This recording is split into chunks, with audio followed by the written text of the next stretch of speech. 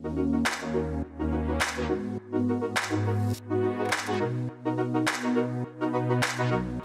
to our Retail Resilience video series. Today we're joined with Rupi from Google, who is a lead in luxury retail. So welcome and thank you for joining us. Excited to be here. Great. So today what we're really going to be talking through is the customer, how they've changed within the current landscape, and we'll specifically deep dive into the luxury sector as well. Okay. So I guess taking a step backwards, just looking at customers as a whole in retail, how have you seen their behaviours shift in line with the economy and the cost of living? Yeah, I think, Arina, you really mentioned it. It would be a miss to not mention the cost of living crisis since the last year.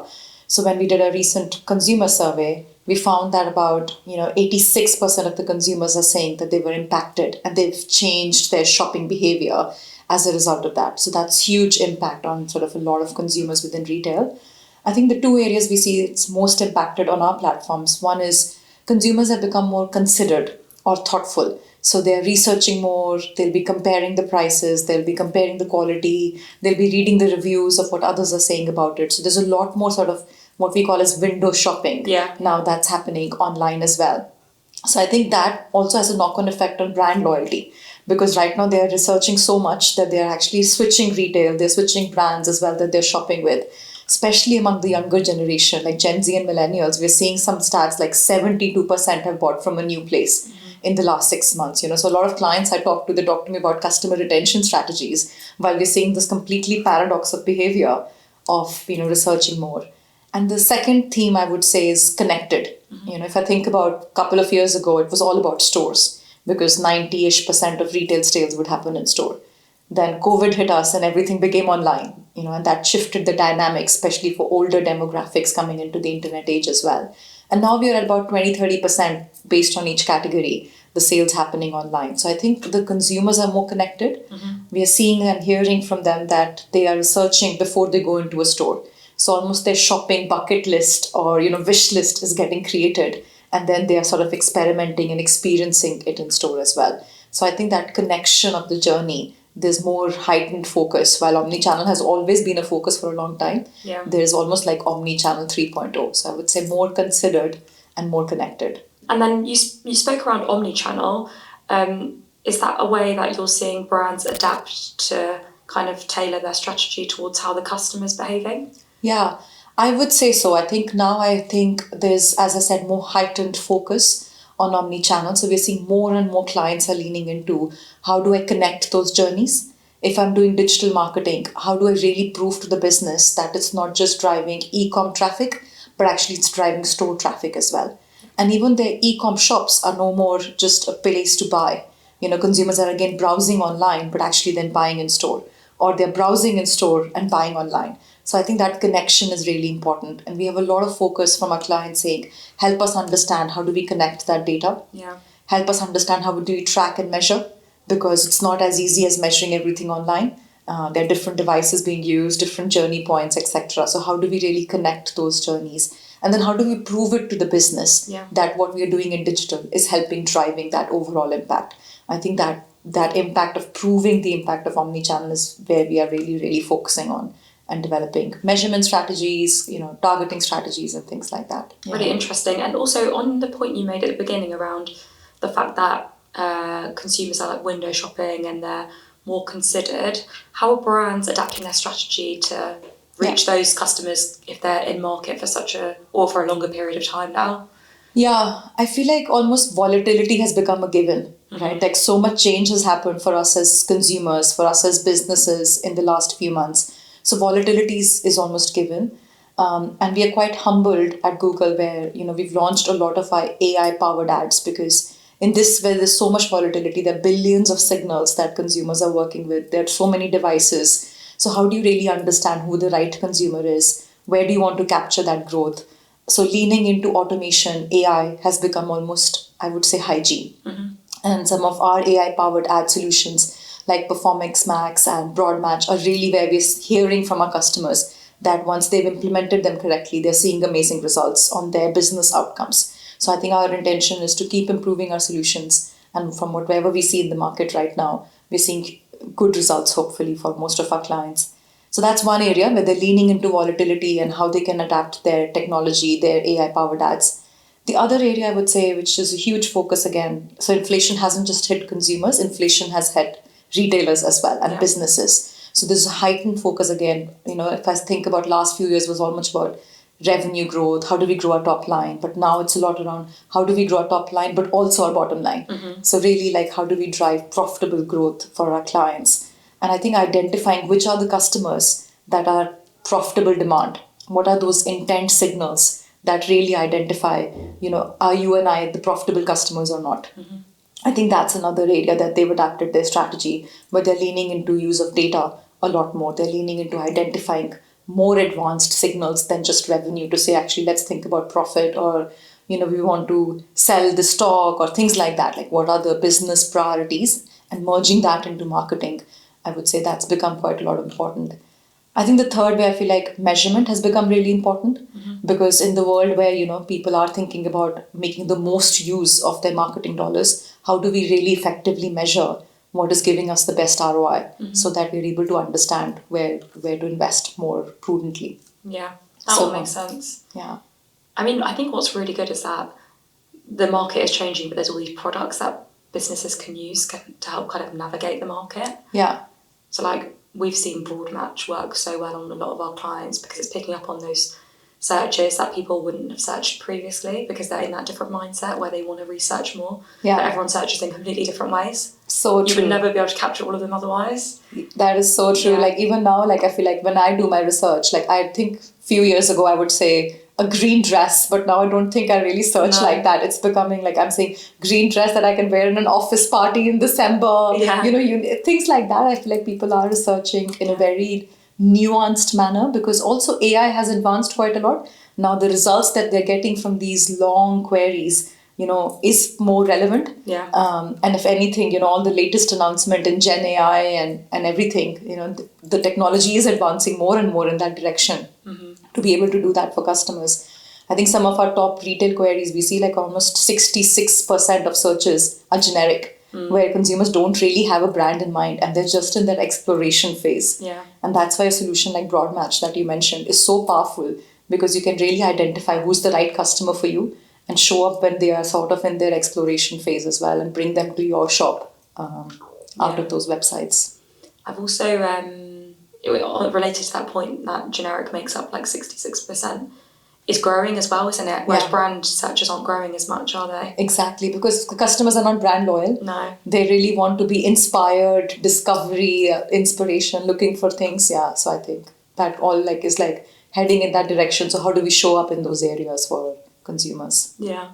And of everything that we've just spoken to, I would assume that's applicable for luxury retail, or is it slightly different for that specific vertical? Yeah, great questions. I would say some of the areas are quite common. So we talked about omni-channel. I think that's quite common. We talked about profitable growth. That's relatively common as well. I think few nuances, if I think of all the years I worked in retail and luxury retail, I would say is different. I think firstly, I would say retail, some of the categories we need in our life, if I think about grocery, like I need to live on grocery, right? Yeah. But I think in luxury, it's not a need-based category. It's a very want-based category. I really want it. The emotional connection, you feel good wearing it. You feel like it's part of your personality and things like that. So I think the brand building is super, super important for a luxury client specifically. So I think really focusing on that emotional storytelling. Why should you buy an LV or an Hermes or a Chanel or Gucci, and why should you buy from retailers like Matches or Farfetch, things like that really are important from a luxury perspective. I think the second thing I'd say is luxury is perhaps a little bit more global in nature. I know retail is as well, but I feel like retail, you'd see almost like M&S in UK super dominant, thinking about Carrefour in France, like there are different chains in different parts of the world, while, LV, Gucci, Hermes, Chanel are all like global in nature. So it's a lot more global in nature as well. And the third area I would say is consumers, right? Like, so if I think about almost with every cost of living crisis, we see a K-shaped recovery. Some consumers will trade up while some consumers will trade down. And we are seeing that there are some individuals, like we call them high net worth individuals, where they're not impacted by inflation. So really driving the growth and stability in the luxury market. while the aspirational consumers who were buying one-offs luxury item, they are being knocked down and being more considered. Yeah. So what does a luxury client then have to adapt its strategy? How does it, take the more share of wallet from high net worth individuals, but how does it protect aspirational for long term? So I think those are the slight nuances, like the global nature, the aspirational consumers being fickle. I think those, I would say, is more nuanced. Yeah. To target those high net worth individuals, because I'm assuming the audience size is much smaller than a typical normal person who would shop at your local high street store. It must be so competitive and so expensive. How do brands win in that space? Yeah, I think so much to do in that space, right? Like, I think, as you said, it's a very different way of selling for those high net worth individuals. It's a very different way of relationship building. So, of course, a lot of brands are invested in like clienteling, having a very clear VIC strategy, very important customer strategy and things like that. I think when we come to our platforms, what we really advise them is the first thing is the data, really starting with understanding who those customers are and also understanding what their behaviors are, be it a lifetime value model, like this is a person, tier 2 customer, perhaps, and, can become higher lifetime value customer, or really understanding that this customer's most high valuable customer journey looks like that they start from this category, then they buy this category. How do you actually really communicate differently to them? Or, when you're thinking about brand, as I said, is quite important.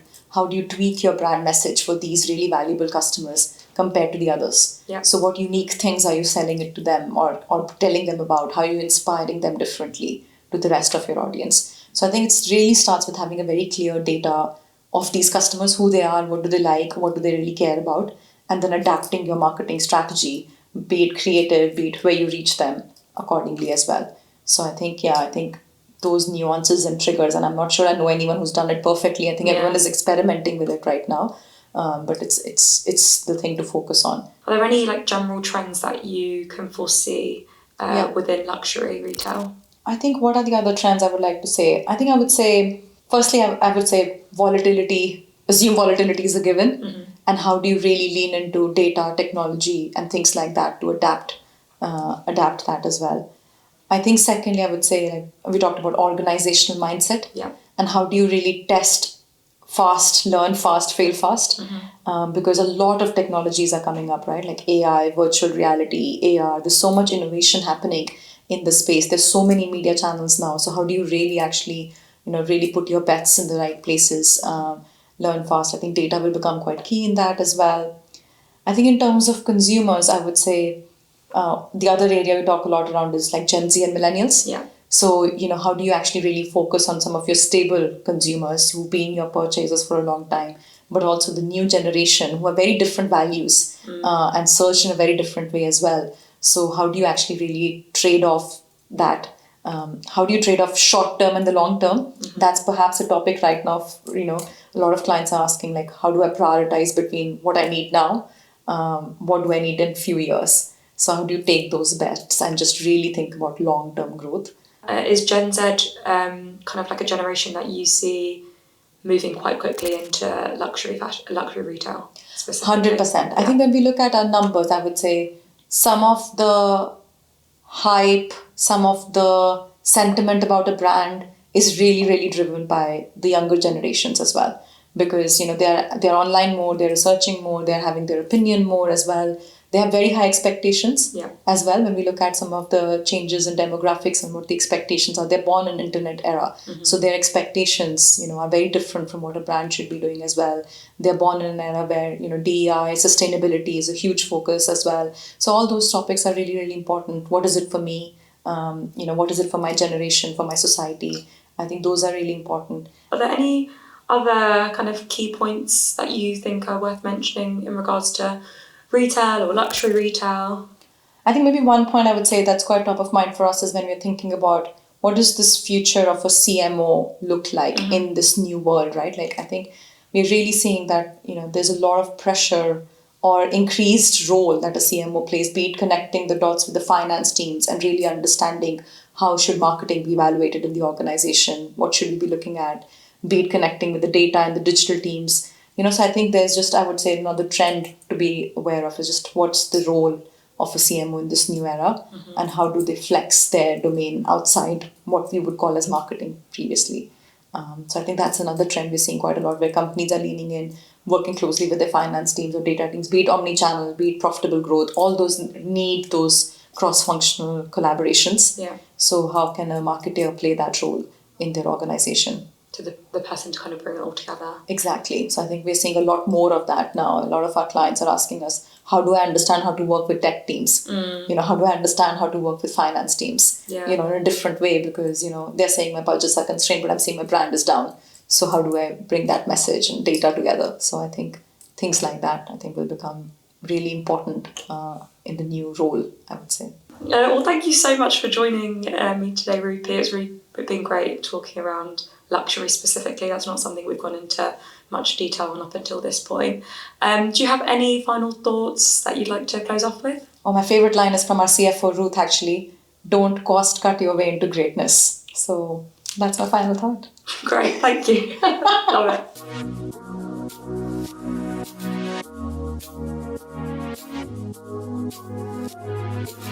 it.